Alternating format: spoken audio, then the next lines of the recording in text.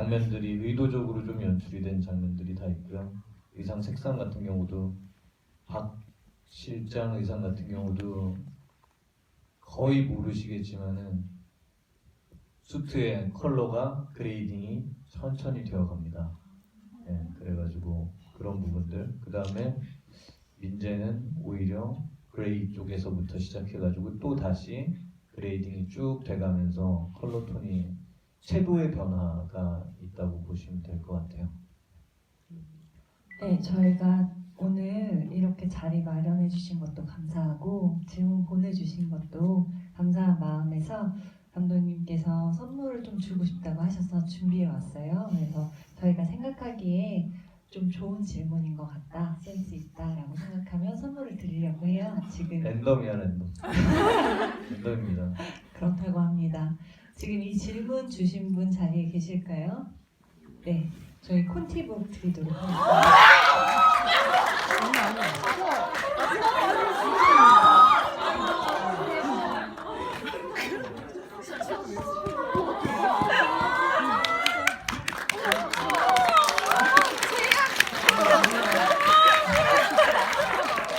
많이 있어요.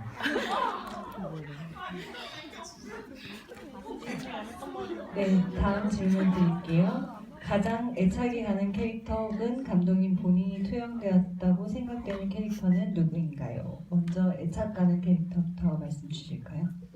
사실 그 작은 인물들까지 다 애착은 가요. 전부 애착이 있고 배우들에 대한 애착도 있고 캐릭터에 대한 애착도 있는데 그거는 뭐 열 손가락 깨물어서 안 아픈 손가락 없다고 다 애정이 있지만은 좀 안타까운 부분은 천영사 캐릭터 같은 경우에 제가 생각했을 때 이 극에서 천영사가 담당하고 있는 역할이나 그다음에 그 배우가 보여준 연기에 비해서 조금 부각이 덜 된 것 같아서 조금 아쉬운 부분이 있어요. 그다음에 안타까워하는 부분이 있고 뭐 그런 정도일 것 같고요.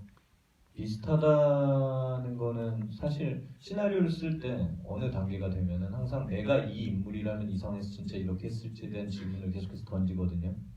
그래가지고 모든 인물들의 아마 저의 모습이 많이 투영이 돼 있을 거예요.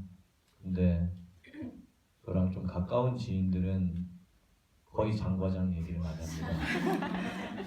그 이유는 이 진구라는 배우가 가지고 있는 속성이 간단하게 말하면 제가 뭐라고 디렉션을 딱 아주 한 마디 정도를 주면 그 사이에 같이 뭐 술 먹고 얘기하고 이랬던 모습 중에서 감독이 보여준 모습 중에서 아 그건가 싶고 귀신같이 캐치해내는 게 있어요. 그러면서 쓱 하고 꺼집어내면은 진구 본인의 모습과 또 제가 보여주는 모습과 시나리오의 모습 사이에 어떤 걸 갑자기 가지고 와서 말투도 그런 억양으로 귀신같이 해내요. 그래가지고 저랑 진짜 친한 지인들 같은 경우는 평상시 제가 친구들이랑 말하는 말투나 습관 같은 게 장과장 캐릭터에 많이 배어있다고들 얘기는 했습니다. 네, 다음 질문은요. 영화 러닝타임이 긴 편임에도 넣지 못해 아쉬운 장면이 많다고 코멘터리에서 밝혀주셨는데 코멘터리에서 밝혀주신 것 외에 넣지 못해 아쉬웠던 장면이 또 없으신지 궁금합니다.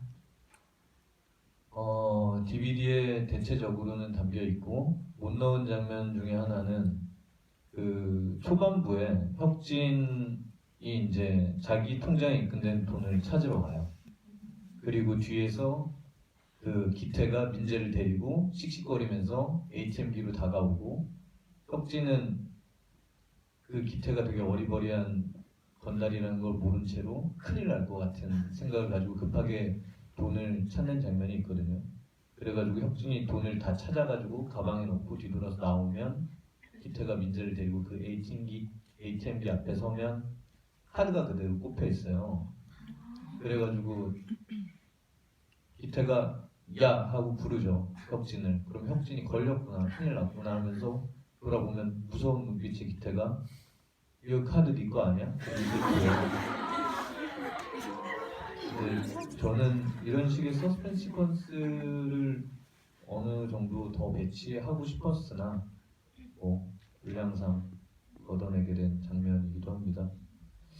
그리고 사실 대화씬에서 여러 가지 감정의 밀도나 이런 것 때문에 많은 대사들이 걷어내진 부분들도 좀 아쉽게 생각하고 있어요. 물론 다른 영화들에 비해서 배우들의 감정이나 그 사이에 들어갈 수 있는 만화 이런 것들을 충분히 주긴 했지만은 그럼에도 불구하고 여전히 뭐 아쉬운 마음은 조금은 있습니다.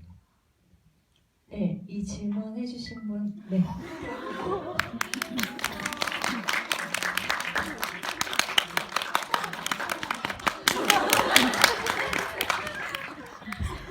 네, 다음 질문으로 넘어갈게요. 극중 지원의 생일이 7월 7일로 제헌절인데 이게 어떤 의미가 있는 건가요? 아니면 다른 의미 없이 설정하신 건지 궁금합니다. 캐릭터상으로는 가장 법과 거리가 멀어 보이는데 생일이 제헌절인 게 아이러니하게 느껴지거든요. 네. 사실 이런 거 연출부들이 와서 이제 매번 물어봐요. 제가 워낙 디테일을 계속 신경을 쓰니까 와가지고 감독님 이건 무슨 색깔로 할까요? 이 날짜는 어떻게 할까요? 주민등록 번호는 어떻게 할까요? 왜냐면 괜히 그렇게 안 물어보고 자기들 마음대로 했다가 왜 날짜가 이렇게 돼 있지? 라고 한번 하면은 이제 그때부터 시간이 또 많이 잡아먹히니까. 근데 이런 것 같은 경우 그냥 직관적으로 내뱉는 경향이 있습니다, 제가. 그래가지고 그냥 아마 직관적으로 이 날짜를 정했는데 이 질문을 주신 분께서 저희 무의식을 읽어주셨나봐요. 네, 다음 질문입니다. 개인적으로 아쉬움이 많이 남던 장면이 민대리가 주도적으로 첫 작업 대출을 하는 과정인데 클리셰적으로 풀어내며 영화적 재미를 노렸다고는 하나 도리어 이 점이 원라인이 갖고 있는 신선함을 빛바르게 한 것 같다고 느껴집니다. 여기에 대한 아쉬움은 없으신가요? 아마 이 부분이 그 민재가 처음 여대생 작업하는 장면을 말씀 주신 것 같아요. 네, 여대생을 꾸며서 작업하는 그 장면인 것 같고 사실 블라인드 시사 때부터 뭐 몇 차례 논란은 있었던 장면이에요. 그 다음에 제가 시나리오 작업을 할 때 피디님께서 일부분 더 수정을 했으면 좋겠다라고 얘기를 했던 부분이기도 하고 근데 클리셰라는 것은 왜 쓰느냐가 더 중요하다는 생각이 들어요. 뭐 모든 영화에 클리셰가 포함되어 있기 때문에 근데 이 장면 같은 경우는 민재의 캐릭터를 보여주기 위한 클리셰였다고 생각을 해요. 후반부에 이 친구가 얼마나 눈치가 빠르고 사람에 대한 걸 직관적으로 잘 읽어내는지에 대한 그 사람이 원하는 것을 읽어내는지에 대한 부분 캐릭터를 표현하기 위한 클리셰였기 때문에 그런 부분에 있어서 유의미하고 필요하다라고 생각해서 사용을 했고요. 또 한 가지는 이렇게 되게 클리셰하고 전형적인 방법에도 은행원이 넘어가잖아요. 우리 금융 시스템 자체가 그만큼 취약하다라는 거를 갖다가 얘기를 하고 싶었던 게 되게 컸던 것 같아요. 이런 허술한 방법에도 넘어가. 제가 항상 취재를 하면서 느꼈던 거는 이렇게 하면 대출이 나와요. 그랬을 때 진짜로요? 그런 방법으로 대출이 나와요? 그랬을 때 업자들이 너무나도 쉽게 그럼요. 다 사람이 하는 일인데 라고 얘기하는 그런 순간들이 제일 좀 아이러니했던 것 같거든요. 그래서 그런 부분들 때문에 사용된 클리셰라고 생각을 하기 때문에 커다란 아쉬움이라기보다는 네, 다음 질문 하겠습니다. 영화적으로 계속해서 전 장면의 변주로 보이는 장면과 대사가 많은 반면 리와인드 장면은 없는데 의도하신 것인지 이유가 있다면 무엇인지 궁금합니다. 네, 개인적으로 플래시백을 굉장히 안 좋아해요. 간편하고 편집 과정에서도 언제든지 삽입할 수 있는 장면이기 때문에 그렇지 않은 채로 앞뒤 과정 맥락을 설명해내는 게 어떤 서사의 기술이라고 생각을 하는데 그런 부분을 시나리오 단계에서 신경을 많이 쓴 것 같고요. 좀 간편하게 그런 방식으로 진행을 시키는 것에 대해서 편집 과정에서도 한두 차례 얘기는 오갔었어요. 회의 과정에서 이런 식으로 여기다가 플래시백 한번 넣어주면은 확실히 인지되지 않겠어요? 그런 장면들이 몇 번 있었는데 개인적으로 연출의 인장을 만드는 과정에서 별로 선호하지 않는 방식이라서 이용하지 않았습니다. 네, 이 질문 주신 분 자리에 계신데 받으셨으므로 넘어가도록 하겠습니다. 석구와 지원의 첫 만남이 궁금합니다. 그리고 송 차장과 기태는 어떻게 JS와 함께하게 되었는지도요. 과거를 설정하신 게 있다면 자세히 알고 싶습니다. 영화에 설명되지 않은 전사와 그 다음에 비하인드들 같은 경우는 설명해놓지 않은 이유가 있다고 생각해요. 제가 관객 입장에서 영화를 보러 갔을 때도 모든 게 빼곡히 채워져 있는 것보다는 비어있는 부분이 있는 게 좋거든요. 왜냐하면 관객에게는 이야기를 들을 권리도 있지만은 그 이야기의 빈 부분을 자기가 채우면서 느끼는 재미가 있다고 생각해요. 그렇기 때문에 전사나 후사나 이런 것들은 비워놓은 채로 놔뒀을 때 더 매력이 있지 않을까라고 생각하고, 여러분들께서 만약에 영화를 보시고 이들의 전사는 이랬을 거야 라고 느끼는 부분이 있다면은 그게 아마 맞는 게 아닐까라고 생각을 합니다. 네. 대부분 일종의 선으로 대표되는 캐릭터는 줄거리 안에서 타인에게 속거나 당해서 악으로 변해가는 경우가 있는데, 원라인의 경우 민재라는 캐릭터는 선이라는 이미지로 위장해서 뒤통수를 치는 초반의 장면이 무척 흥미롭게 다가왔습니다. 그렇게 이야기를 설정하여 끌어나가신 이유가 궁금합니다. 작업 대출이라는 게 그렇습니다.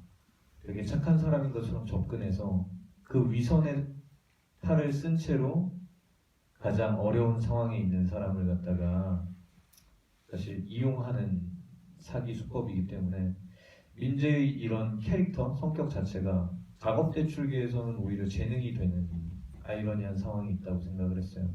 민재는 사실 좋은 사람이 아니거든요. 그것 때문에 시나리오 단계에서, 투자 단계에서도 말이 많았고, 과연 이런 인물을 주인공으로 설정해도 되냐, 되게 나쁜 놈인데 그래가지고 고민을 많이 했었죠.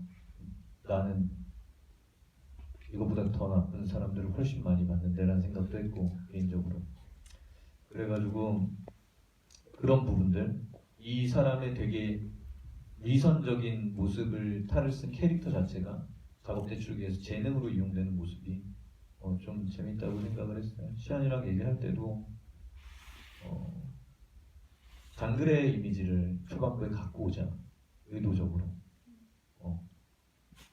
되게 좋아했어요. 시안이도 좋은데요 그러면서 거기부터 그냥 장그래로 일단 어디까지 몰고 가다가 여기부터 연기적으로도 임시안이 이제 다른 모습을 갖다가 보여주는 식으로 해서 임시안이라는 배우의 연기 인생의 전환점이자 이 극 안에서 캐릭터의 전환점을 같이 만들어 보자고 얘기했는데, 그런 부분들까지도 잘 맞아 떨어졌던 것 같습니다. 네. 이 질문 주신 분 자리에 계실까요? 네, 콘티북 드리도록 할게요. 콘티 부분은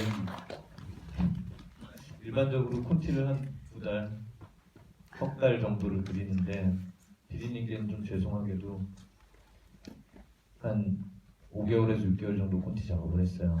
그래서 아마 콘티북 받으신 분들은 아시겠지만은 콘티북이랑 영화랑 상당 부분 비슷합니다. 그래서 뭔가 생략된 부분도 물론 있지만, 그리고 이스라 작가라고 스토리보드 작가 자체가 워낙 그림을 잘 그리죠. 그러니까 잘 그린다는 게 선명해요.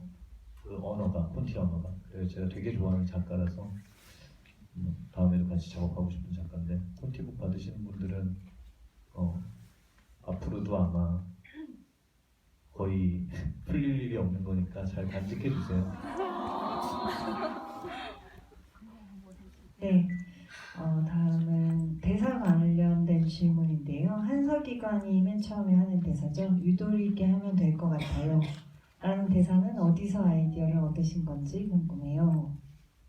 피디님도 잘 아시겠지만 제가 개인적으로 어떤 일을 할 때 약속을 굉장히 잘 지켜요.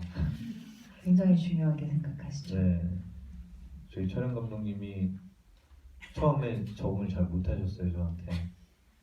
제가 뭐 한 3분, 5분 늦으면은 저는 스텝이나 배우한테 절대 화 안 내거든요. 근데 짚어서 얘기는 해요. 뭐 한 5분 늦으셨습니다. 뭐 이렇게. 그러면은 이제 촬영 감독이 다음날 이제 좀 섭섭한 내색을 보이고 이러기도 했는데, 이제 시간이 좀 지나면서 친해지니까 이 사람은 이것만 잘 지키면 나머지는 다 열려 있잖아 라는 생각을 해주신 것 같아요. 배우들도 그랬고 그래서 저희가 스토리타임도 잘 지키고 근데 그 안에서도 충분히 사람들이 유연할 수 있거든요. 서로 얼굴 안 붉힐 수 있고 원칙을 지키는 게 그렇게 나쁜 일이 아닌데 사람들이 제일 많이 하는 말 중에 하나가 좀 유도리 있게 하면 안 될까요? 근데 이 말 자체는 어떻게 보면 진짜 유연함을 원하는 걸 수도 있지만은 어떨 때는 자기 스스로의 약속을 안 지키는 것에 대한 포장이 되는 변명이 되는 순간들도 있으니까 그럴 경우에는 열심히 약속 지키는 사람들이 참 억울하지 않나 라는 생각을 했어요. 그러면서 이게 과연 사회적으로 유도리 있게 하자는 말이 이렇게까지 좋은 의미로 쓰일 수 있는 말이야? 라는 생각을 해가지고 그 한석이관이라는 굉장히 게으른 공무원 캐릭터에게 이 대사를 반복적으로 준 거죠. 그리고 박형수 배우가 워낙 잘 살려서 박형수 배우는 곧 방송을 앞두고 있는 신원호 PD의 신작 감옥에 출연합니다.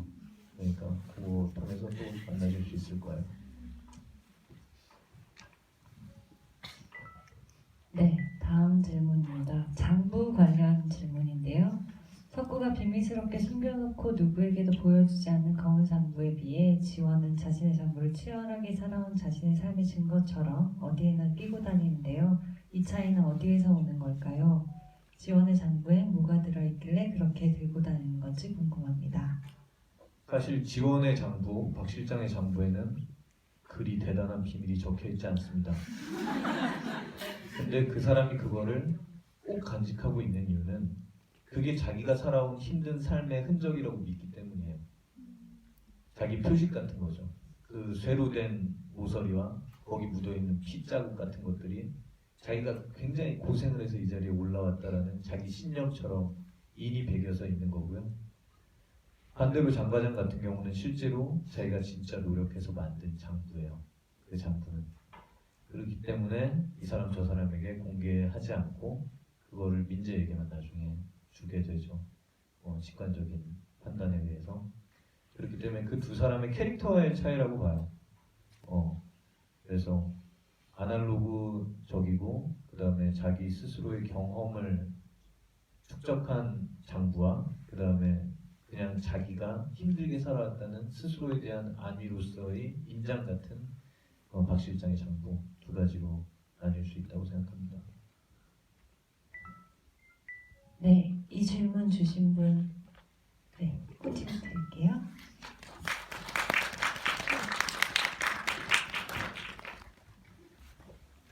제일 좋은 선물을 먼저 드리는 거 아닌가 너무? 선물 종류가 세 가지예요. 얘기 안 하겠습니다.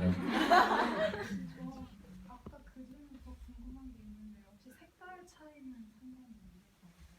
색깔 차이 상관 있습니다. 예. 장과장 같은 경우는 모든 게 브라운 계열로 돌아가게 돼 있어요.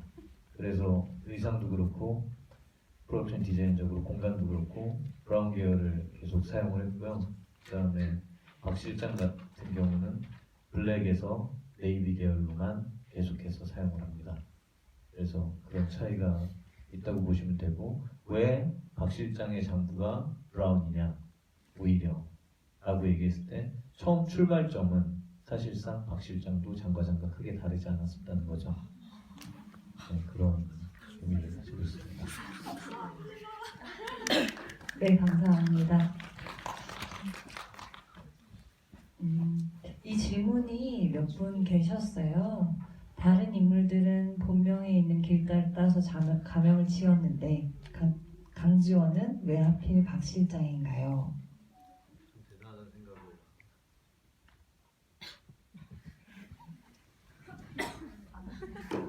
참 대단하다는 생각을 하는데 배우분도 질문하지 않은 내용을 캐릭터예요. 사실 박 실장은 굉장히 당당하고 떳떳한 듯이 나서지만 사실 이 작업대 추리한 일을 가장 부끄러워합니다. 왜냐하면 자기가 원하는 만큼의 욕망을 채우지 못했기 때문이에요. 그렇기 때문에 자기 본명에 들어가 있는 이름을 한 글자도 쓰고 싶지 않은 거죠. 자기는 무조건 양지로 나가서 더 성공한 사람이 되고 싶다라는 욕망만이 있기 때문에 장 과장이 정한 그런 식의 원칙을 따르지 않는 거죠. 네.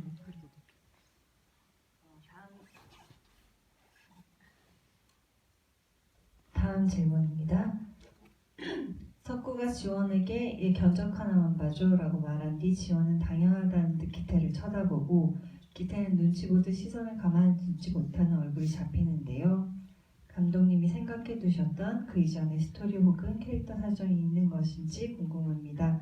여기 질문 주신 분께서 배우분께도 물어보셨었나 봐요. 근데 모른다고 대답을 하신 걸로 알고 있다고요. 네, 감독님 답변 주시죠. 연기를 배터리가 없는 것 같아요.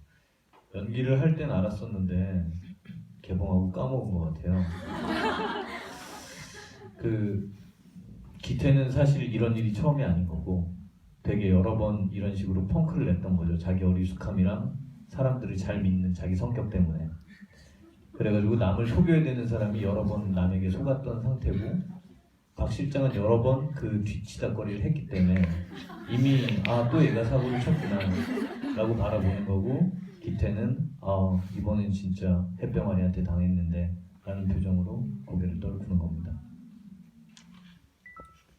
네, 이 질문 주신 분 자리에 계실까요?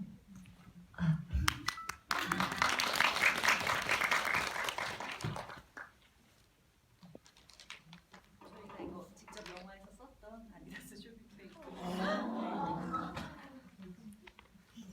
네, 다음 질문 넘어가겠습니다. 혜선이 민재에게 주희 씨를 데려와 보여주는 장면에서 민재와 혁진, 기태, 홍대리가 따로 나가 상의하는 장면이 있는데 대사가 생략되어 있죠. 생략된 대사의 내용이 궁금합니다.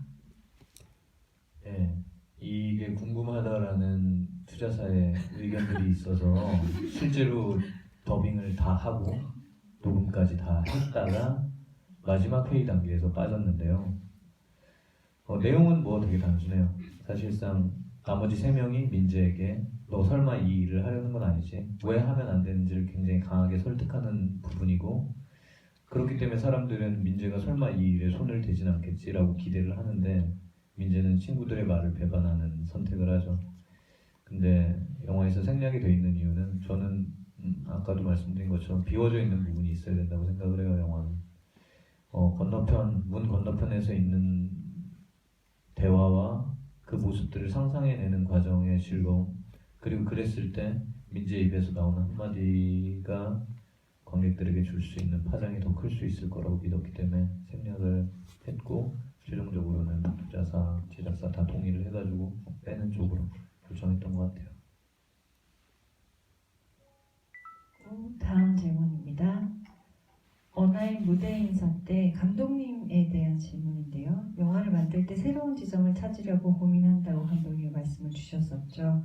지금 감독님이 생각하는 또는 필요로 하는 영화계의 새로운 생각이나 지점이 있으신가요? 지향하고 싶은 가치가 있으신지 궁금합니다. 굉장히 포괄적이고 깊은 질문인데요.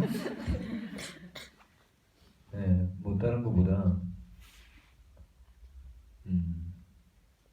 장르 영화라는 외피를 가지고 있다고 해서 어떤 감정을 과잉되게 증폭시키기 위해 여러 가지 장치들 가져오는 것에 대해서 좀 안타까움과 우려가 있어요. 개인적으로는 성향적으로 꼭 그렇게 해야만 하나라는 생각도 있고 그래서 일단은 좀 더 그런 거보다는 내부의 깊이 쪽으로 더 힘을 기울이면서도 재미있는 장르 영화를 만들 수 있다라는 신념이 있거든요. 그래서 그런 방향을 좀 가져가고 싶고 그보다 커다란 구조적인 문제에서는 배우와 또 PD와 그 다음에 투자사와 어떻게 하면 좋은 협업의 구조를 만들 수 있을지에 대한 고민은 항상 있어요.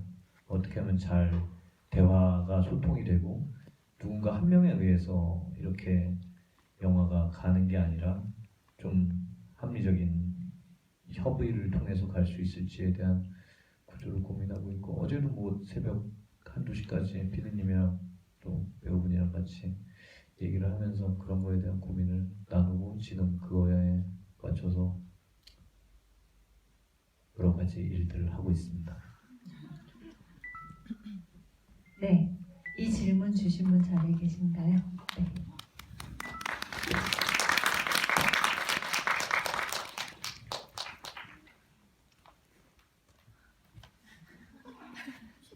네, 다음 질문입니다. 임시완 배우는 나쁜 놈 중에도 차등이 있다고 했고 박병원 배우는 어차피 다 똑같이 나쁜 놈이라고 하셨는데 감독님의 진짜 생각은 어떠신가요? 단순하게 직관적으로 답변 부탁드립니다. 여기 지금 시안 씨 팬이랑 병원 씨 팬이랑 어느 쪽이 더 많습니까? 네?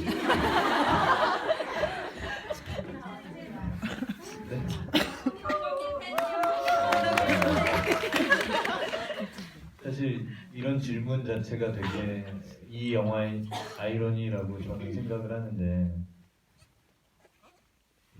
제일 좋은 사람은 천영사예요. 그 사람이 제일 착하거든요. 근데 영화를 보면은 뭐 이거는 일종의 의도한 부분도 있습니다. 영화를 봤을 때 사실 박 실장 같은 경우에 멋있어 보이면 안 되는 사람이거든요. 근데 멋있어 보일 수 있는 지금 현재의 가치라는 게 있습니다. 장과장도 나쁜 사람이에요. 멋있어 보일 수 있어요. 민재도 멋있어 보이고 오히려 가장 좋은 길로 가는 천영사는 하나도 안 멋있어 보이고 찌질해 보이고 무력해 보이기까지 하니까 그럼 이거는 왜 이렇게 되는 것일까? 왜 시스템이 우리의 지금 현실이 어떤 식으로 잘못되어 있는 구조를 가지고 있는 것인가에 대해서 근본적으로 질문이 있거든요. 그래서 그런 질문이 좀 핵심이라고 생각을 하고요. 제가 가지고 있는 가치는 그 상황에 따라서 윤리적인 판단 잣대가 달라지는 것뿐이지 어떤 누구도 여기 있는 어떤 사기를 치는 사람들의 어떤 윤리적인 판단에 동의를 한다거나 아니면은 그 판단에 반대를 한다거나 하는 입장에서 영화를 만들진 않았어요. 과연 뭐가 문제인지 우리 한번 질문을 던져볼 필요가 있지 않을까라는 게 핵심이었던 것 같아요.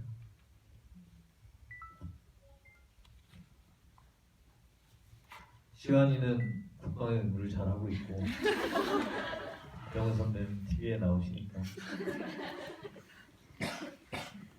네, 제가 이 질문을 보고 살짝 놀랐는데요. 굉장히 디테일한 질문입니다. 대구 후배들을 언급하는 것을 보면 지원의 고향이 그쪽일 것 같은데 사투리 억양이 하나도 안 남아있는 게 어떤 의미인가요? 개인적으로는 그만큼 표준화되고 정제된 엘리트 권력층으로의 진입 욕망을 나타낸 것인가 생각해 보았는데 의미가 있다면 어떤 의미일지 궁금합니다. 대구 사채 출신인데 대구 출신은 아닌 거죠. 강지원은 자기 스스로 가장 거친 사채바닥인 대구 사채에서 굴러먹어서 여기까지 올라왔다는 프라이드가 있어요. 그리고 그거를 일종의 인장처럼 얘기를 하는 거죠. 대구 사채바닥. 내가 큰 바닥은 나는 그 거친 바닥에서 내가 연고 하나 없이 제대로 큰 놈이야 라는 게 자기한테는 일종의 프라이드처럼 남아있는 겁니다. 네, 그래가지고 그런 부분을 갖다가 좀 강조하고 싶었던 것 같아요. 되게 그러니까 자기 스스로의 판단 기준과 자기 확신이 굉장히 강한 인물입니다. 제가 한 질문 나는데 그 강지원 주민등록번호를 봤을 때 강지원 주민등록번호 그 생년 자리가 부산 쪽이라고 나오거든요.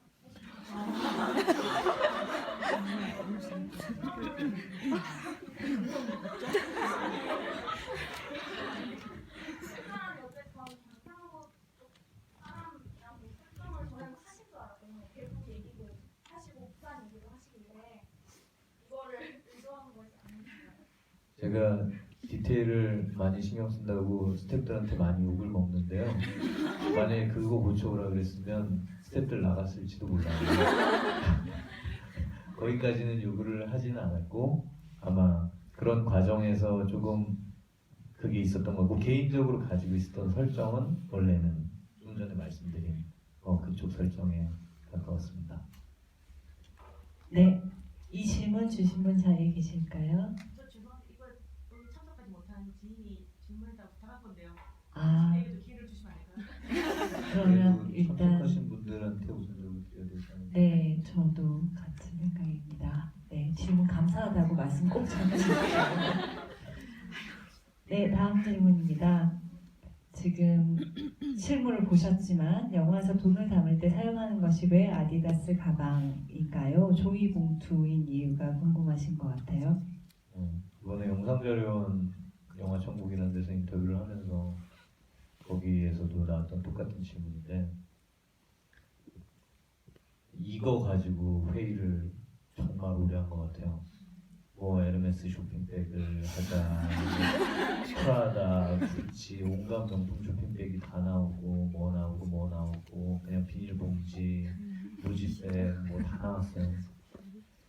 그러다가 제가 취재 과정에서 들은 얘기가 있는데 그 작업 대출하는 업자 친구가 자기가 돈을 나이키 쇼핑백에 그냥 보관을 한다는 거예요.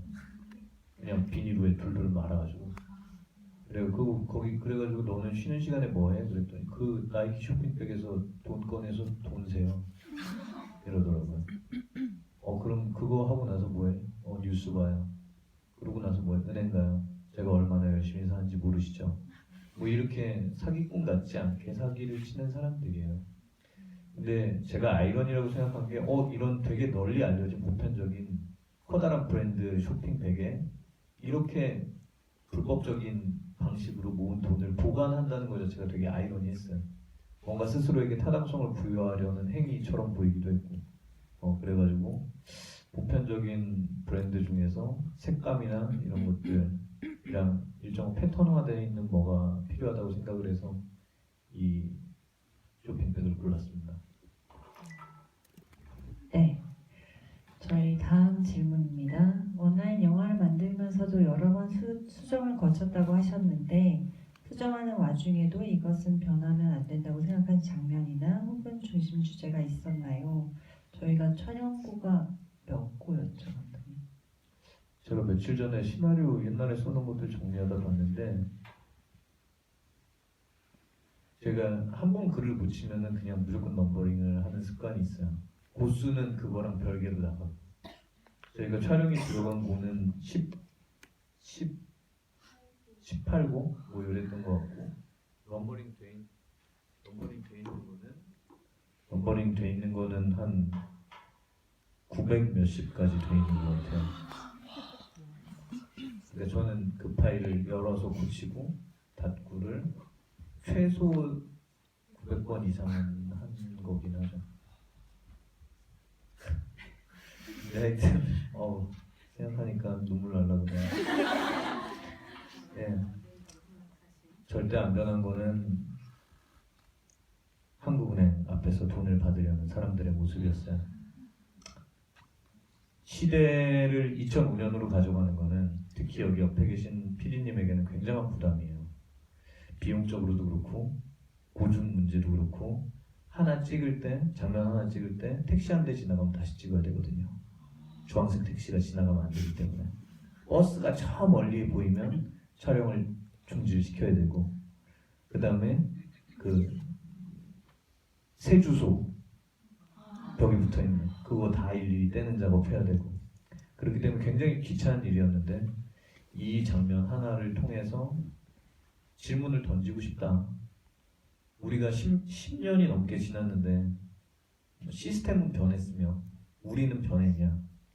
돈을 대하는 방식에 있어서 우린 좋은 방향으로 가고 있는지 질문을 던지고 싶다라고 얘기를 했고 그 말에 선뜻 피디님께서도 동의를 해주셔가지고 그렇게 한 것 같아요. 처음부터 끝까지 변하지 않았던 건 아마 그 장면인 것 같습니다.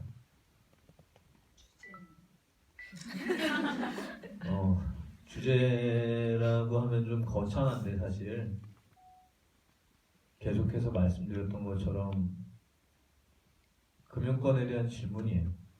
네. 돈을 빌리지 않고서는 살 수 없는 시대에 살고 있는데 그러면은 공평하게 그런 기회가 주어지는지에 대한 질문이 계속됐던 것 같아요. 다음은 민재 관련 질문인데요. 민재가 박 실장, 홍 차장한테 유난히 삐딱하게 행동하는 것 같은데 왜 그런가요? 단순합니다.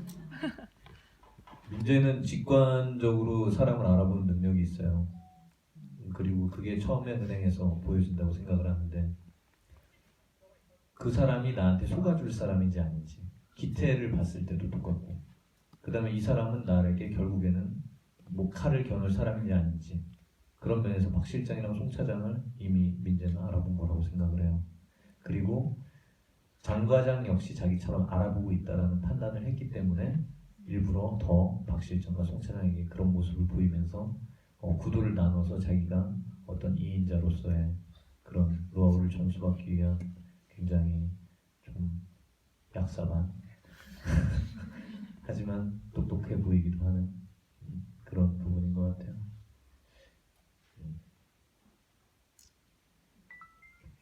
다음 질문입니다. 호두사미 부적, 그 석구 방문 앞에 붙어있는 부적이죠. 호두사미 부적이라고 부르시는데요. 또는 호랑이 그림과 장과장 사이에 어떤 의미가 있나요? 어떤 의미가 있냐면요. 이 장과장이라는 사람은 굉장히 자기 스스로를 허술하게 포장하려는 경향이 있어요. 관상 보면 사기꾼 같이 보이잖아요, 오히려. 그러니까 이게 박 실장이랑 전혀 다른 모습인데 그런 거에 오히려 자기 스스로를 허술하게 보이려는 경향이 있기 때문에 그 부적을 붙이는 행위도 자기가 그렇게 비논리적인 걸 믿는 것처럼 하지만 사실 나중에 그 장부의 내용도 보지만 자기는 가장 철저하게 금융권 시스템을 가지고 와서 이걸 한 거니까 그런 부분에 있어서의 특징이고 사실 영화에선 편집이 됐지만 중간에 한번 도주하는 과정에서 장 과장이 장부를 전해줄 때 내 부적 어디 갔냐? 그거 없어졌어. 진짜 못 봤어? 진짜 못 봤어? 여러 번 물어봐요 민지한테. 내가 갔을 때 이미 없던데 이렇게 얘기를 해요. 그리고 마지막에 장 과장이랑 민지랑 차를 타고 도망가서 그 주차장 엘리베이터를 타고 올라간 장면이 있었는데 거기서 장 과장이 민재가 장 과장한테 그 부적을 내밉니다. 자기가 갖고 있었다고 훔쳐가서. 그러면은 장 과장이 그거 그냥 너 가져 이렇게 얘기하는 장면이 있어요. 그러면서 둘의 어떤 관계가 완성이 되는 장면인데 그 장면이 편집이 됐습니다. 네, 이 질문 주신 분 자리에 계실까요? 네, 선물 드리겠습니다.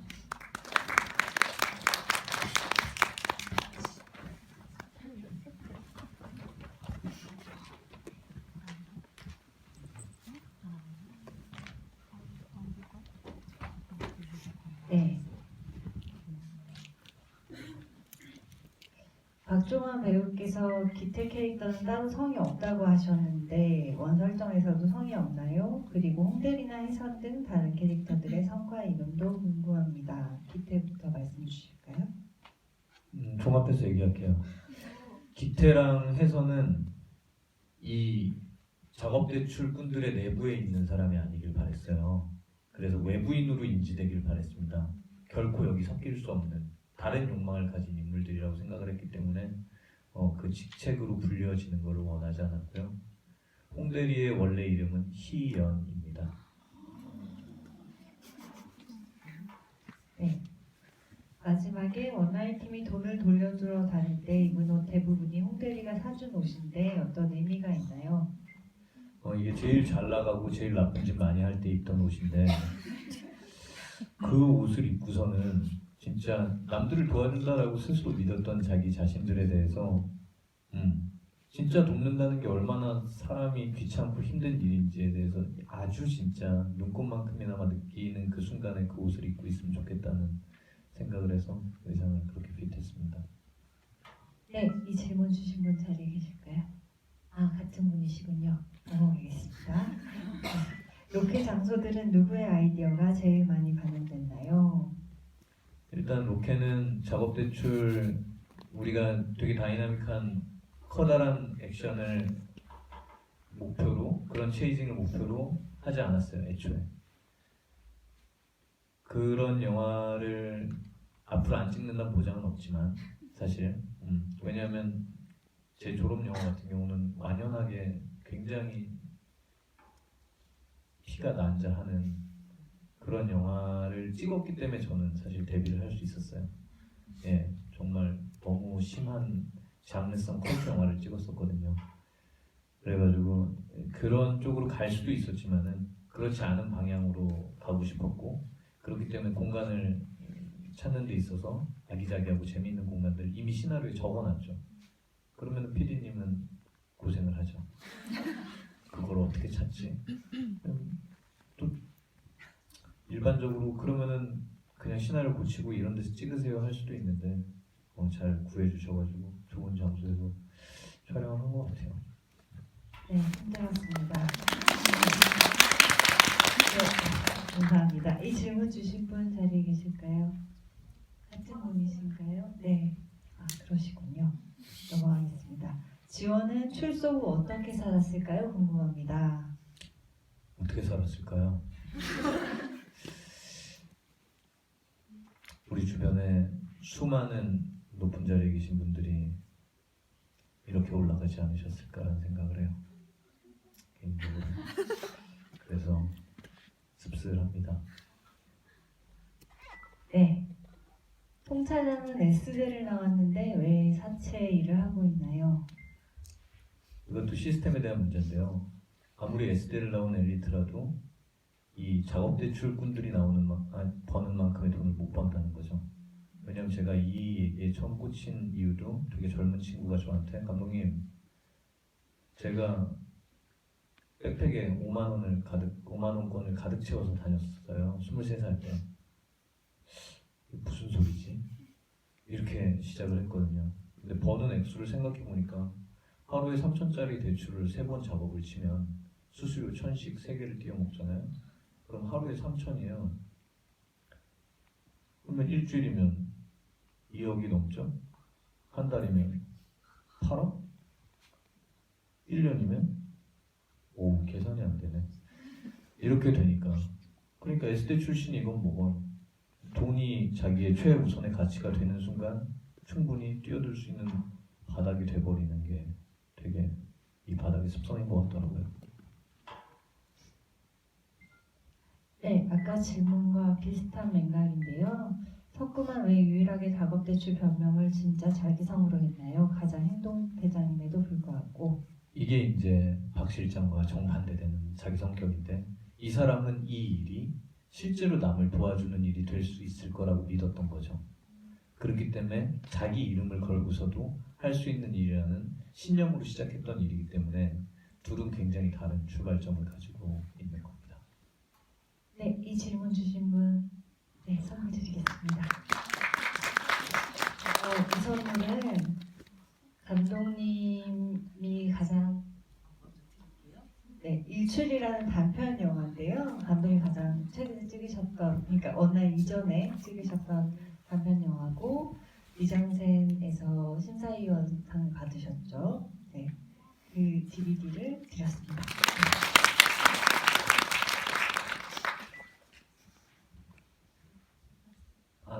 저희 온라인이라는 영화 시나리오를 쓴 상태에서 이 미장센 영화제 수상작을 보러 오셨어요. 투자사에서. 너무 놀라셔가지고 영화 조용합니다. 그러니까 너무 조용하고 잔잔하고 여자들 5명 나오는 동아리 이야기거든요. 그래가지고 좀 괴리감이 있었던 것 같아요. 근데도 드라마적으로 좋게 또 봐주신 부분이 있어가지고 저한테는 되게 애정하는 작품이기도 하고, 이 작품의 연장선상에서 지금 또 기획되고 있는 작품들이 있으니까 많이 기대해주세요. 네. 혜선은 왜 갑자기 지원에게서 등을 돌린 건가요? 혹시 민지에 대한 마음일까요? 네, 혜선이 배신을 하죠. 혜선은 그런 애가 아니에요. 혜선은 자기밖에 모릅니다. 혜선은 강지원만큼 욕망에 충실한 인물로 그리고 싶었어요. 근데 차이점은 강지원은 남에게 해를 입히면서도 자기 욕망을 달성하려고 한다면, 혜선은 남에게 해를 입히면서 자기 욕망을 달성하는 것에 있어서 그 정도가 약합니다. 남자들한테 술을 팔 때 약을 타는 정도. 그러니까 이거 역시 똑같이 재단할 수도 있지만 해서는 자기 나름의 또 윤리를 가지고 있는 거고. 그러니까 나쁜 놈들 사이에서 자기 윤리를 갖다가 가지고 있는 정도의 차이라고 보여지고, 혜성 같은 경우는 욕망이 그득그득한 인물입니다. 아마 하반기에 예능에서 만나시게 될걸요. 왕지원은 발레 예능을 하게 될 거예요. 네. 홍대리가 맨날 자기는 엄청 바쁘다고 하는데 홍대리는 정확히 어떤 일을 하나요? 개인정보를 수집하는 것 외에도요. 홍대리는 브로커입니다. 작업 대출은 업자가 있고 고객이 있으면 그 사이 이어주는 브로커가 있어요. 그러면 브로커는 많은 고객의 연락처가 필요하고, 그 다음에 거기다가 스팸을 계속 보내서 고객을 확보해서 고객을 업자에게 배달해주는 역할을 하죠. 그래서 홍대리 같은 경우는 그런 역할을 하고요. 지난주에도 이번 주에도 선영 선배는 저희 둘 다 만났어요. 해피 버스데이라는 영화를 개봉을 했고, 선영 선배의 남편분인 이승원 감독님이 연출한 독립영화고요. 그 영화에서 또 선영 선배가 출연을 하셨고, 다음 달엔 연극도 아마 올리실 거예요. 연극 같은 경우에 여러분들도 많이 보시고 영화도 많이 응원해 주시고, 좋은 배우니까 좋은 작품 많이 할 수 있게 응원해 주시면 좋을 것 같고요. 네, 다음 질문입니다. 극 중에 꽤나 여러 개의 의도된 장치들을 숨겨놓으신 것으로 알고 있는데 라면서 예시로 이태욱 하라문이 비디오방 화면에 잡히는 비디오 제목들이라고 적어주셨어요. 그 중에 감독님께서 가장 신경 쓰신 이건 꼭 짚고 가고 싶다 하는 장치가 있으시다면? 저희 집 한켠에 모셔져 있는 고흐의 방 그림일 것 같아요. 온라인을 개봉하고 사실 여러 가지 일들도 많았고, 아직까지도 제 핸드폰 바탕화면은 고흐의 방인데, 어떤 작품이라는 거는 연출자의 의도대로 해석되기도 하지만 그렇지 않은 경우도 있다고 생각하고, 고흐 같은 경우는 살아생전 그 작품을 한 점도 팔지 못했으니까요, 자기 작품을. 그러다가 평론가들의 혹평과 대중의 외면 속에서 죽음을 맞이하게 되고, 나중에 훗날이 지나서 갑자기 그 그림의 가격이 지금 1,000억이 돼 있으니까, 제가 생각하는 가치에 대한 부분인 것 같아요. 가치에 대한 메타포라서 제가 아마 전체 작품을 관통하는 면 같은 게 좀 담겨 있는 무엇이 되지 않을까라는 생각을 하고 있어요. 네. 다음 질문입니다. 박 실장은 장 과장에게 언제까지 양아치 같은 애들 데리고 쪼잔하게 사업할 거냐고 말했지만 본인은 미래캐피탈을 만든 뒤에도 더 이상 서류 기를 필요가 없어졌는데 송 차장을 계속 옆에 두던 이유도 감독님께 여쭤보고 싶습니다. 강지원은 컴플렉스가 있어요. 자기가 밑바닥에서 굴러먹던 사람이기 때문에. 송 차장은 S대라는 엄청난 타이틀이 있죠. 양지로 올라가기 위해서는 너무나 좋은 타이틀을 가진 사람이에요. 그렇기 때문에 이 사람이 서류를 그릴 줄 아는 재능 외에도 송 차장이 가지고 있는 외피 자체가 충분히 자기한테는 무기가 될 만한 거였죠. 그렇기 때문에 미래캐피탈에 데리고 들어가는 거라고 생각하면 될 것 같고, 머리도 비상하니까요. 네, 이 질문 주신 분 자리에 계실까요? 네, 선물 드리겠습니다. 그리고 이 전에 이건 꼭 짚고 가고 싶다는 장치가 있으시게 그분도 드리겠습니다.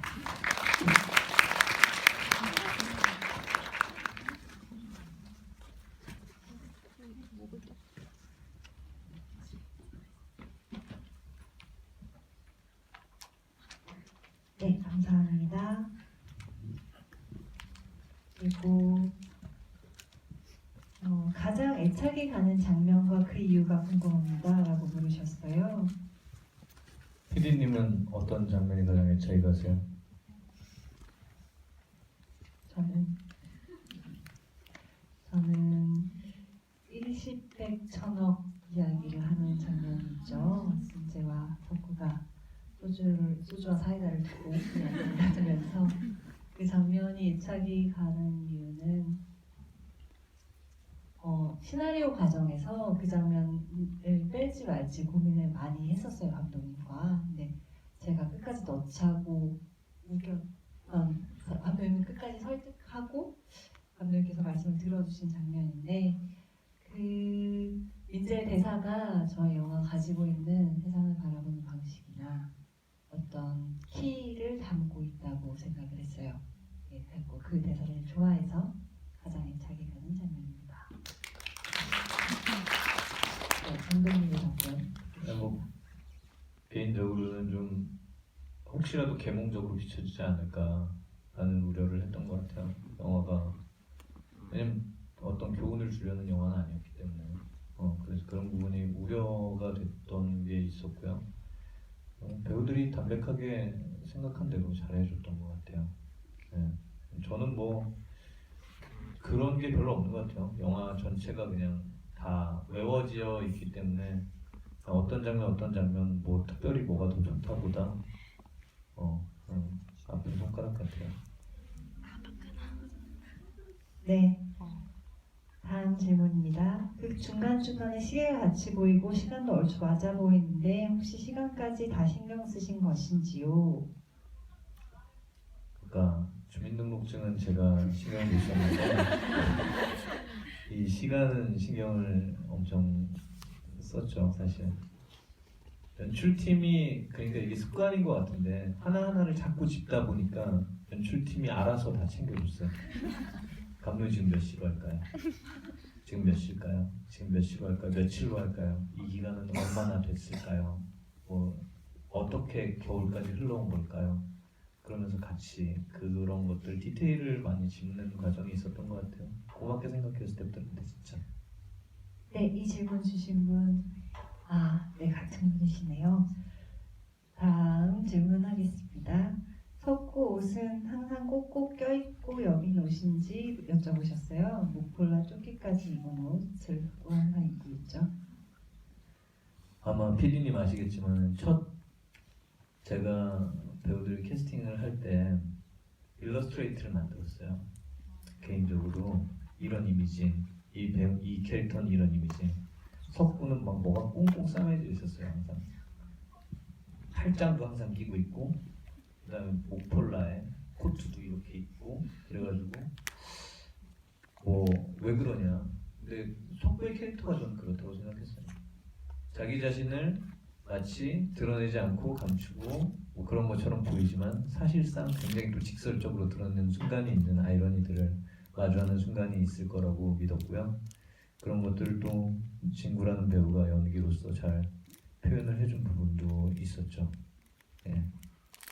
그래서 의상 같은 경우도 의상 할 때 그래요. 뭐 병원 선배도 이제 쑥스러움을 많이 타시는 편이라서 술 한잔 하시고 전화 오고 하는데 그럴 때 의상에 대해서 얘기를 해요. 감독님 카라가 이런 식으로 나가면 어떨까요? 뭐 색상 이러면 어떨까요? 그러면 제가 뭐 이렇게 했으면 좋겠어요. 뭐 서로 상의도 많이 하고 친구랑도 의상 가지고 상의를 많이 하고 또 PD님이랑도 상의를 많이 하고 네, 그런 과정에서 석구는 처음에 잡았던 그거대로 쭉 오게 된 그런 것 같아요. 네, 이 질문 주신 분, 네, 같은 분이십니다. 다음 질문 넘어가겠습니다. 석구는 그 많은 음식 중에 항상 기호식품으로 다른 과일이나 채소도 아니고 왜 하필 토마토를 먹나요? 항상이었나요? 한 번이었던 것 같아요. 그런 것 같아요. 네. 토마토가 그 앞에서 팔아서가 이유일 것 같아요. 이게 재밌는 게 의도된 트랩이 아닌데 천형사 거기 걸려 들어가잖아요.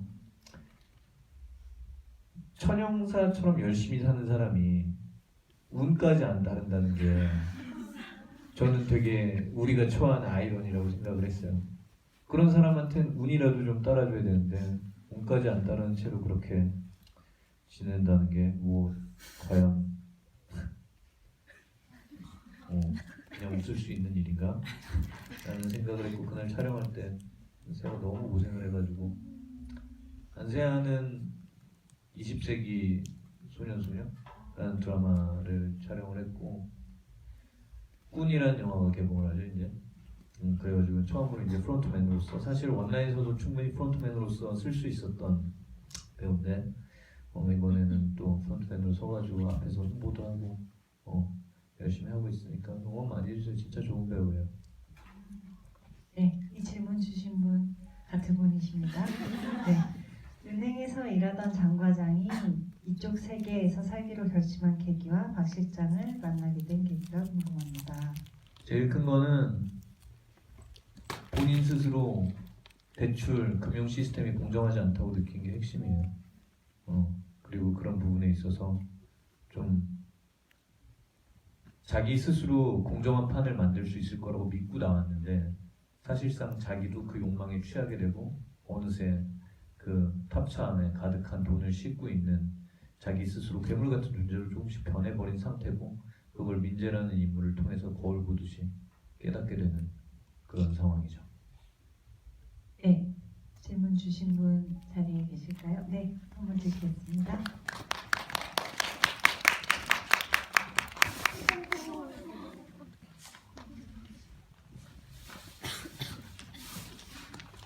네, 감사합니다. 네, 다음 질문인데요. 석구는 왜 지원에게는 안 주던 장부를 만난 지 얼마 안 된 민재에게는 쉽게 주었나요? 아까 그거랑 되게 비슷한 답인데 직관적으로 민재를 알아봤다고 생각해요. 그리고 그런 부분 때문에 석구가 민재에게 부적을 나중에 너 가져라고 말하는 것처럼 이미 장 과장의 마음은 정해져 있었던 게 아닐까라는 생각을 합니다. 네, 이 질문 주신 분 자리에 네. 네, 다음 질문입니다. 지원이 구속된 후 지원은 본인도 300억 사기를 당한 것이라고 주장할 것으로 보이는데요. 이는 원라인 멤버와 배 기사에게 충분히 예상 가능한 상황이라고 생각합니다. 원라인 멤버도 그렇지만 금강원 간부인 배 기사가 거액 대출 사기 사건에 연루되었다는 사실이 밝혀지면 사회 경제적으로 큰 상황을 부러울 것 같은데요.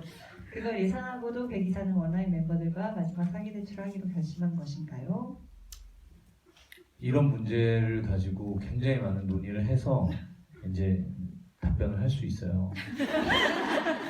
진짜로 처음 시나리오 한 19, 11구 때 이런 논리적으로 치고 들어왔을 때 제가 대답을 못했거든요. 그 허점들을 극복하는 게 어려워서. 근데 지금은 백이사는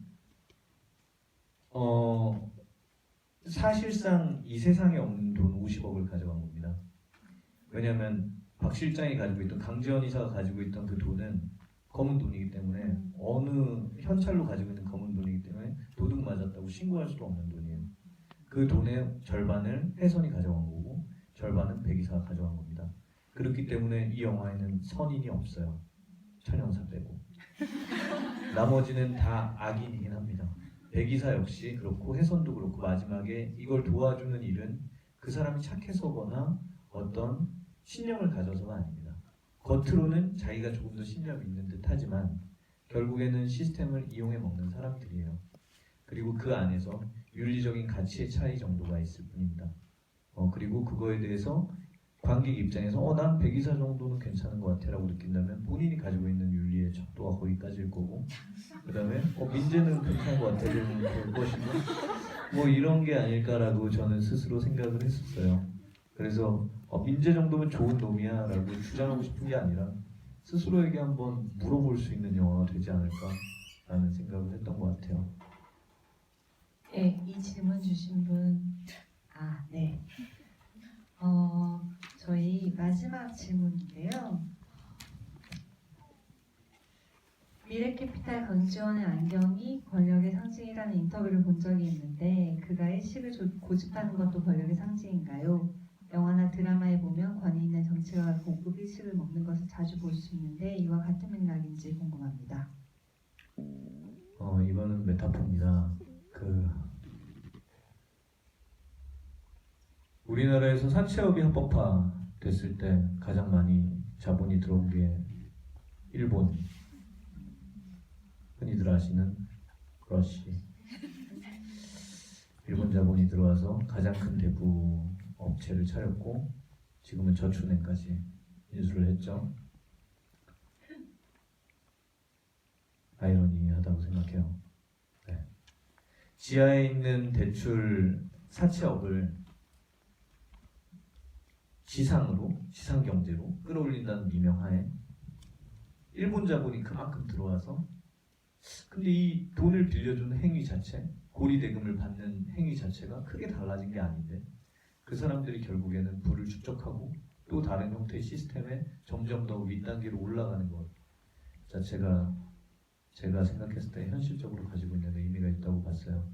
그래가지고 그 저축은행을 제안하는 3인이 일식집에서 만나고 그다음에 강지원에게도 외색이 짙은 그런 느낌들이 있는 곳이 계속 나오는 이유가 그런 의미를 담고 공간을 꼭 그런 곳으로 골라달라고 얘기해서 구한 곳입니다.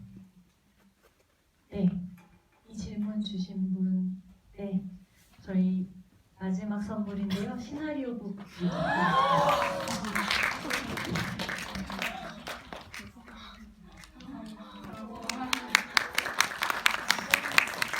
네, 저희가 받은 질문은 거의 다 답변 드렸고요. 지금 시간이 아주 조금 남아 있는데, 네네, 혹시 질문 있으신 분, 네, 맨 뒷줄에 계신 분.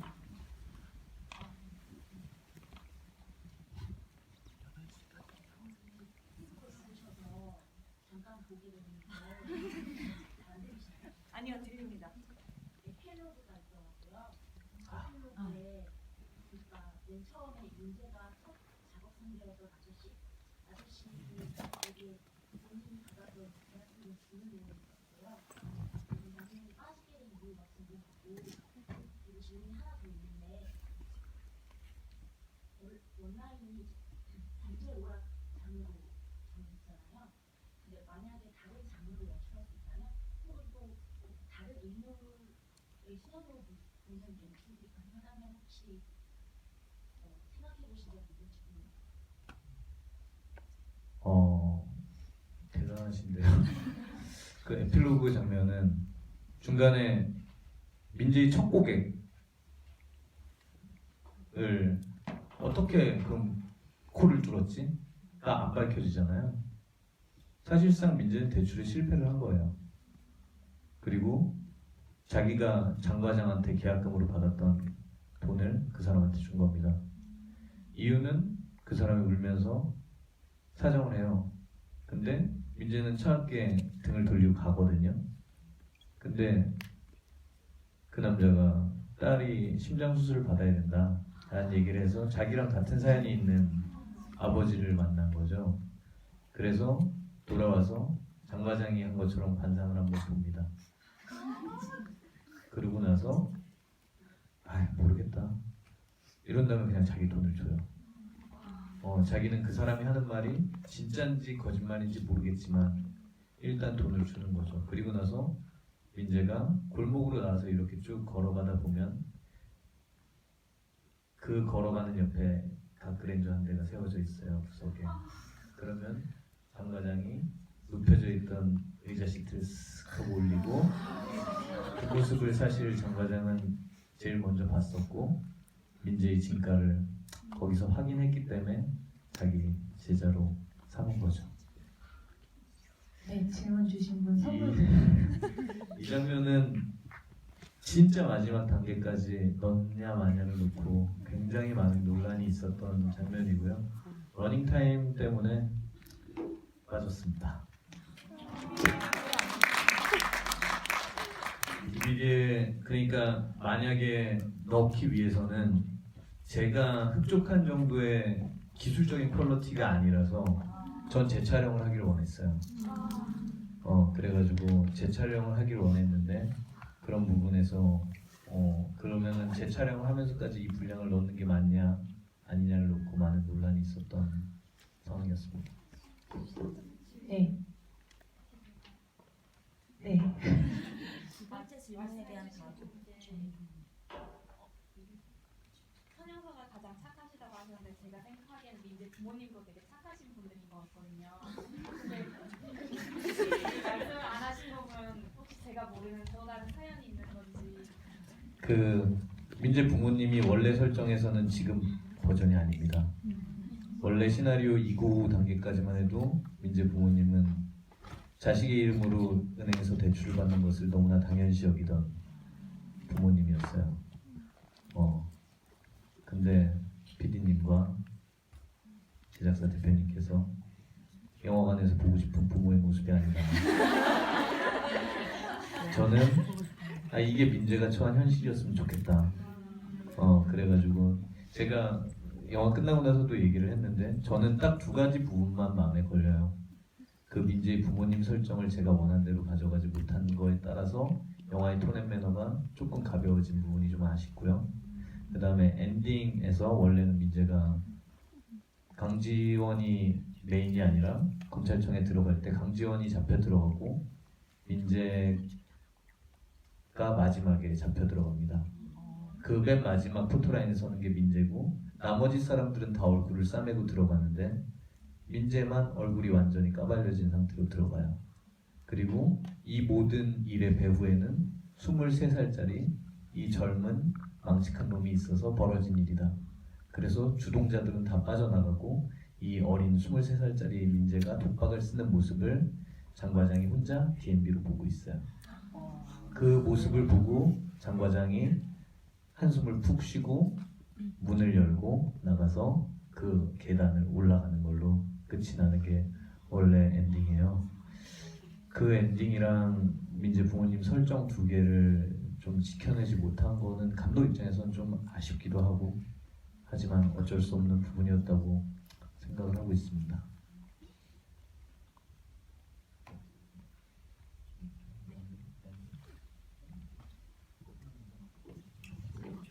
더 주실 수 있다고 해서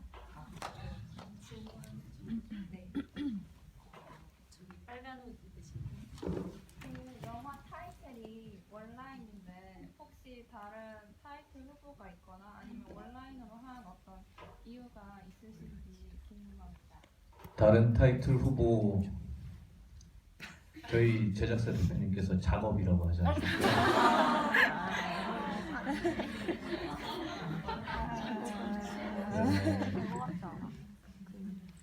다른 부분들은 얘기하지 않겠습니다. 결국에는 이게 블라인드샷 때 주관식 투표까지 갔었고 주관식에서도 또 1등이 원라인이었어요. 그러니까 분명히 원라인이라는 작업이 명확하고 명쾌하지 않아서 마케팅이나 이런 면에서 되게 어려운 부분이 많이 있었는데 그럼에도 불구하고 더 나은 제목을 찾지를 못했습니다. 그래서 다음 영화 같은 경우는 제목부터 신경을 쓰고 있어요. 네. 질문 주실 분. 그 선영사가 총기 발포 때문에 좌천이 됐다고 했는데 마지막에 경전을 잡을 때 총을 그냥 유리창에 쏘잖아요. 다칠 수도 있는데 그게 선영사가 이 정말 좋은 인물이라서 총을 쏜 건지 아니면 그냥 선영사 캐릭터 자체가 이 그냥 규율 따위 필요 없고 범인을 잡아야 되는 건지 그게 좀 궁금해서. 이것도 참 아쉽게 편집된 부분인데 민재가 천영사를 선택한 이유가 뭐냐면요. 뒷조사를 하다가 천영사의 좌천 자료를 봐요. 근데 이 사람이 강간범한테 총을 쏜 사람이에요. 이 형사가. 근데 거기다가 경위서를 쓰게 돼 있는데 형사가 이런 새끼한테 총 좀 쏘면 안 됩니까? 라고 써 있어요. 그걸 보고 민재가 천영사를 선택을 한 거죠. 이 사람이라면 끝까지 포기하지 않을 것 같다. 그러니까 사실상 법적으로 따지면 사람들이 돌을 던질 수도 있는 사람이지만 윤리적으로 따졌을 때는 선한 마음이 제일 많은 사람이라는 거죠. 네. 다음 저 맨 뒷줄에 계신 분. 세번이란 캐릭터가 되게 좀 특이하다고 생각을 했던 게 제가 봤던 많은 영화들 중에서 여성 캐릭터가 그렇게 정말 욕망만을 바라보고 가는 캐릭터가 되게 드물다고 생각을 해요. 그런 식으로 좀 많은 일을 해도 그 배경 뭐 모성애가 있다거나 아니면 뭐 사랑하는 남자가 있다거나 사실 여성 캐릭터 앞에서 소비되는 경향이 좀 있는 것 같은데 생선 캐릭터를 사실 남자여도 되는 캐릭터인데 뭐 좀 다르게 설정을 하면 그렇게 여성으로 설정하신 거에 그런 생각이 좀 있으셨는지. 혜선 캐릭터가 주체적인 여성까지 갔다고 생각하지 않아요, 개인적으로. 거의 여성들이 주인공인 영화를 요 전 영화, 전전 영화, 단편 영화에서 다 했었지만 남자가 거의 안 나오고 거기야말로 남자들이 옆에 조금 나오고 마는데 그냥 성별이 중요한 건 아니라고 생각하고 그 캐릭터를 어떤 배우가 맡느냐가 중요하다는 생각이 더 있어요. 사실상 아주 초고 단계에선 장과장 역할이 여자였기 때문에 장과장이란 캐릭터가 따로 있고 그 다음에 민지의 멘토가 되는 다른 여자 스승이 있었는데 그 둘을 하나로 합친 캐릭터가 지금의 장과장 캐릭터라서 근데 분명히 캐스팅 과정에서 그 투자사나 제작사의 니즈가 작용을 하더라고요. 그러니까 어떤 성별적으로 남성이 해야 된다 이게 아니라 배우의 풀이 상대적으로 다르기 때문에 그러면은 그쪽에서 선호하는 배우를 우선순위를 꼽다 보면 항상 거기에 남성 배우가 더 많습니다. 이게 어떻게 보면 그냥 아직 우리 사회가 가지고 있는 문제의 일부가 아닐까라고 생각하고 있어요. 네, 다음 질문 드리겠습니다. 아디다스. 그 감독님이 말씀하신 것처럼 그 고흐의 방 그림이 영화 속에서 돈의 가치를 대변해주는 소재로 작용을 하잖아요. 진짜는 뭐 1,000억짜리, 가짜는 길에서 10,000원짜리 이런 식으로 있는데 수많은 명화 중에 그리고 또 고흐 그림도 또 많은 작품이 있는데 그 중에서 특별히 고흐의 방을 선택하신 이유가 따로 있으신지 궁금해요. 고흐의 방 그림을 보면은 뭐 이런 걸 그렸지 싶은 그림이었어요. 저는 처음 봤을 때. 야, 이 사람은 왜 이런 걸 그렸을까? 좋은 풍경도 있고, 근데 되게 너저분한 자기 방. 근데 그게 자기의 예술적인 상황을 보여준 게 아닌가라고 생각을 했어요. 고흐의 그림을 좋아하는 이유는 그 사람의 그림 안에 감정이 항상 포함되어 있기 때문인 것 같아요. 제가 영화를 찍을 때도 항상 배우들이랑 얘기할 때 감정 얘기를 가장 중요시 하는데 그런 부분에서 고흐의 그림을 그리고 고흐의 그림 중에서도 다른 어떤 대단해 보이는 풍광이나 이런 것보다 가장 볼품없어 보이는 고흐의 방 그림이 좀 흥미를 끌었던 것 같습니다. 네, 질문 있으신가요? 저쪽에 이제 그 민재뷰의 이제 비밀스러운 공간이라고 해야 하나요? 이제 DVD 책장이 있잖아요. 이제 거기에서 보면은 문을 열 때 그 수많은 DVD 중에서 이제 그 옆에 바로 있는 게 전태일 영화의 이제 DVD가 꽂혀 있던데 그게 저는 이제 봤을 때 하나의 장치로서 사용하지 않았을까 하는 생각이 들었거든요. 그래서 거기에 대한 좀 의미가 있을까 질문. 예, 그 DVD 방 공간에 있는 영화들 같은 경우는 제가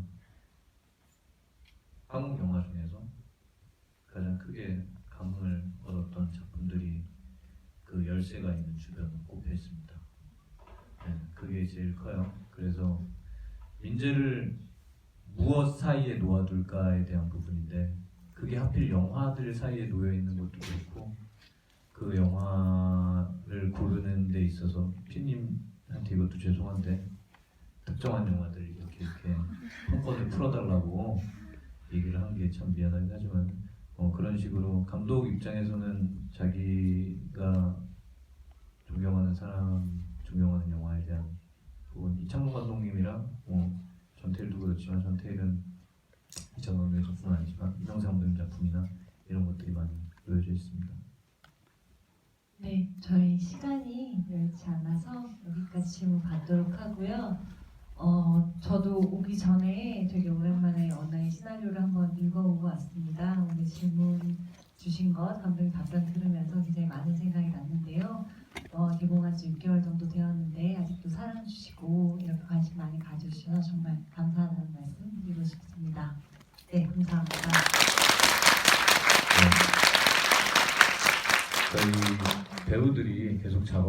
있으니까요. 좋은 작업들 많이 하고 있고 박종환 배우 같은 경우 얼마 전에 또 부산영화제에서 상도 받았고 박유한 같은 경우도 지금 한 단계 더 업그레이드 모습으로 좀 돌아오기 위해서 여러 가지 준비를 하고 있어서 홍파 선배, 일화 선배 뭐 이런 분들 제가 너무나 존경한 선배들이고 그런 분들도 항상 응원해 주세요. 되게 좋은 배우들이니까. 예. 그래가지고 저희도 PD님이랑 같이 다음 작업을 준비하고 있으니까 좀 다른 영화로 돌아오더라도 그래도 극장 가서 한번 봐주세요. 이것도 찍었나? 예. 감사합니다. 네, 감사합니다.